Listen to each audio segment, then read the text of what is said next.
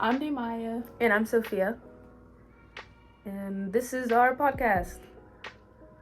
Women's rights can be defined as rights that promote a position of legal and social equality of women with men.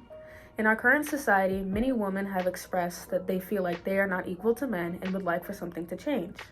In this podcast, we discuss the topics that threaten equal treatment, specifically abortion, the issue in Iran, gender bias, and the effect that gender inequality has on Black women specifically. The first guest that we have today is Kaylin Salali, and what's your occupation at school?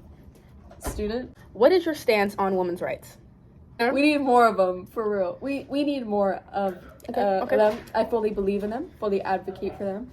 Do you think women need more rights? Yes. Do you believe that men and women's rights are equal? No, not currently.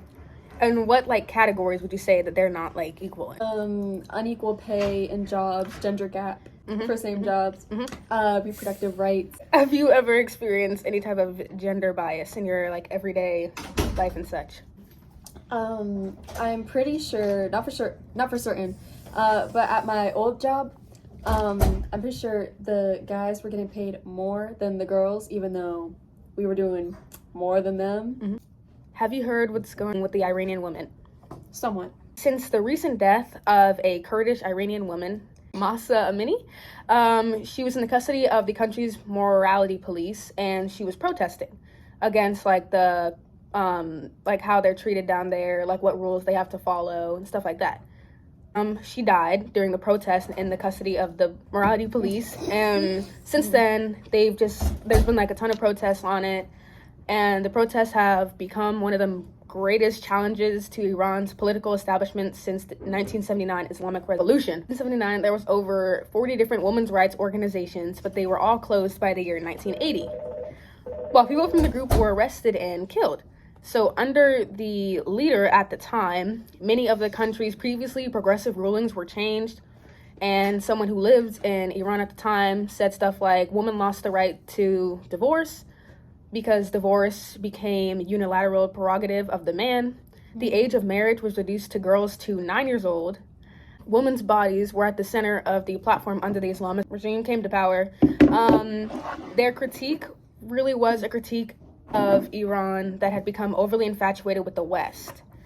So the ruler created an entire arm of power called the morality police, and their entire job was focusing on upholding right and forbidding wrong, which meant regulating women's bodies from what they wore to how they walked, who they walked with, and who they were in public with, etc. How do you feel about it? Yeah, it's very upsetting to hear. It should not be happening. I really hope it has helped, and yeah, it's really, really awful. What do you think has to happen in order for stuff down there to be changed? What do you think needs to change in order for everything in Iran to change? What do you think has to happen in order for stuff down there to get better? Different laws need to be passed. There needs to be some type of change in the government and their regulations on women. I know they're different. Their government is quite different, so I don't know how that can happen over there. But other countries stepping in to help, perhaps, because I know they don't have as much freedom as we do when it comes to protesting and such. So I think other countries should step in and help. So the question is, do you think the government needs to do more to protect women's rights? Yes. Okay, and let me give you a statistic. Majority of the U.S. public disagrees with the Supreme Court's decision to overturn Roe v. Wade. About 6 in 10 Americans, 6%, say abortion should be legal in all or most cases. Roe v. Wade was a decision that had guaranteed a constitutional right to an abortion for nearly 50 years before it was overturned. How do you feel about the overturning of Roe v. Wade? It's also very upsetting and angry to hear because instead of making new laws to protect women, they're going back on other laws and putting more restrictions on women, and it's endangering them, increasing medical risk because now women, where it's illegal to have abortions, they're just going to find other ways to have them which aren't safe. And I think it should be a federal thing, not leaving it up to the states, and I think they should not have overturned it. This has been Kaylin on the track. Thank you so much for having me. This is one of our other guests. State your name. Rakaria Jacobs. When you've gone to the doctor, have you ever experienced any type of racial gender bias? No. Have you known anybody that has experienced any gender racial bias going to the doctor? Not that I know of. Okay, so let me give you some little statistics. Black women are disproportionately more likely to experience pregnancy-related health complications and to become gravely ill or die in childbirth, regardless of education and economic means. The ratio of Black women pregnancy mortality when compared to white women is 3 times higher, and babies born to Black mothers died 2 to 3 times more than babies born to white mothers. Black women have less access to prenatal care, as well as are less likely to receive adequate health care during labor and postpartum care. And there was a study done like 2 years ago where they asked a bunch of nursing students, and during the study they basically said that they didn't think that Black women felt as much pain as white women, which is why they were treated the way they were. So what are your opinions on it? I think it's outrageous, because if Black women are said to have a higher risk of dying or pain rate than white women, then it should be known, and that all doctors should notice that. And it's just something that you should learn when you're going into the medical field. So what do you think has to change in order for stuff like this to get better? Maybe the education when they're going to the medical. My bad. Maybe the education that they're getting, and just how it's noticed and said up front and not just not known. This has been Rakaria, a student at Alpharetta. I'm Daimya, and I'm here with a special guest, Alex Jones, and I'm going to ask her a few questions about women's rights. What is your stance on women's rights? Well, as a woman, I think they are extremely important and not always respected. Do you think women need more rights? I don't know if we need more rights, more so than to update the women's rights that's in place now, and to make sure they are more inclusive and up to date with present times and science. Okay, next question. Do you believe women and men's rights are equal? No, I do not believe women and men's rights are equal. Things like abortion and men being able to have a say in that, in the right of a woman's body. So no, I don't think that women's rights and men's rights are equal. Okay, next question. Do you think the government needs to do more to protect women's rights? Yes, I do think government should do more. I think that there seems to be more of a concern around guns and animals than it is women's rights. And I think the government needs to take a more serious approach when it comes to the fairness and treatment of women. Okay, have you yourself ever experienced gender equality? Inequality? Have I experienced gender inequality? No, not personally. I have not experienced gender inequality. However, I have felt the effects of other women experiencing gender inequality. Can you go more in depth? Yes. If go back to the first example I used about abortion, and how some women couldn't get medically needed abortions because of new laws and rights that were taken away. Good answer. Do you think that the healthcare system in the U.S. treats all women equally? No, I do not believe that the healthcare system treats all women equally. I think women of color tend to receive a less quality of standard care. Have you or someone you know ever experienced bias when you went to the doctor or hospital? Someone I knew experienced bias where the staff did not believe the amount of pain that she was in, and it led to her having a more serious problem and having to get treated at a different facility. Okay. Why do you think women's rights are not taken seriously? Well, I think it goes back to the history of our nation, right? Like, from the beginning of time, women was always looked at as inferior to men. We weren't allowed to make the decisions. We weren't allowed to be a part of the discussions.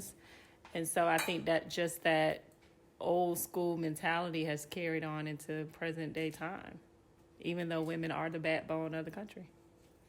Women are the reasons why men are as successful as they are. Okay, that's all the questions I have for you today. Thanks for joining us. You're welcome.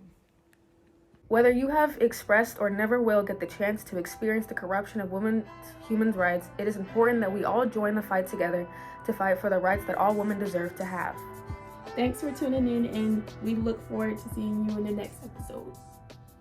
See you next time. Human rights are women's rights, and women's rights are human rights. Women are not even accepted as human beings. They are treated with injustice and inequality. Women are denied. They are neglected, even in the developed countries. I am from Britain, and I think it is right that I am paid the same as my male counterparts. I think it is right that I should be able to make decisions about my own body. I will not be lectured about sexism and misogyny by this man. I will not. And the government will not be lectured about sexism and misogyny by this man. Now looking at his watch because apparently a woman's spoken too long. So I think right now we have the chance to be heard, and that's why we're doing it. We're all doing it because we're asking to try and elicit change. How do we use this moment to elevate what is happening instead of continually victimize ourselves? It's our responsibility to make this world a better place. Yes, we play sports. Yes, we play soccer. Yes, we're female athletes, but we're so much more than that. The women's movement of this world has mellowed. Our issues and our conversation has become issues for men. I get angry when I think about it.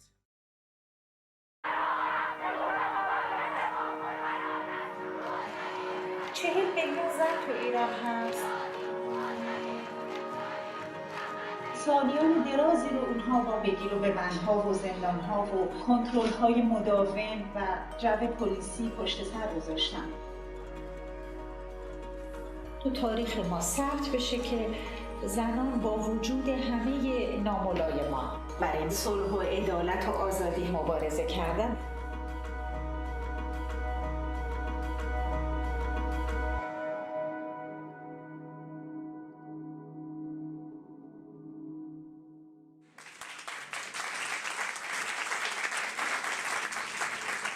سلام عرض می‌کنم و به یه تجربه زنانه بین خودمون که ما بیرون از زندان اون رو سال‌هاست تجربه کردیم اشاره می‌کنم. جنبش زنان ساخته شده بود از 150 سال مبارزه تا الان. طاهره قرةالعین کشته میشه به خاطر اینکه حجاب نداشته باشه و در کنار مردها بتونه به فعالیت اجتماعی ادامه بده.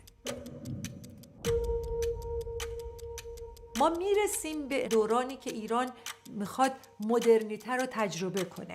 زنان زیادی در کنار مردای مشروطه خواه تلاش کردند.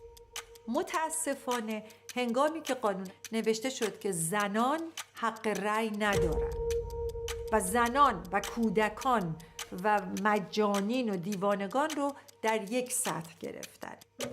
زنان ایران حدود 60 سال قبل، حتی قبل از زنان سوئیس، حق رأی به دست آوردن، به مجلس رفتن.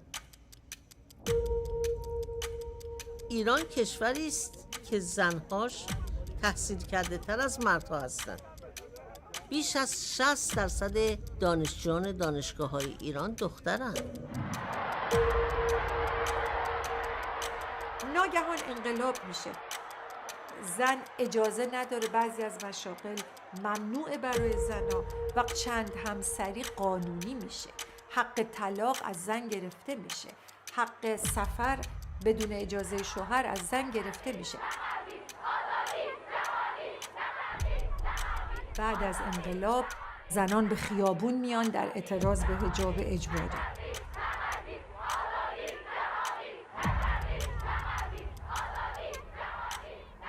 دولت ایران زنان رو در ردیف اول اپوزیسیون میبینه و اونها رو متهم میکنه به اقدام علیه امنیت ملی. بعد از اون در دهه 70 زنی به نام هما دارابی تو میدون تجریش خودشو آتیش زد در اعتراض به حجاب اجباری.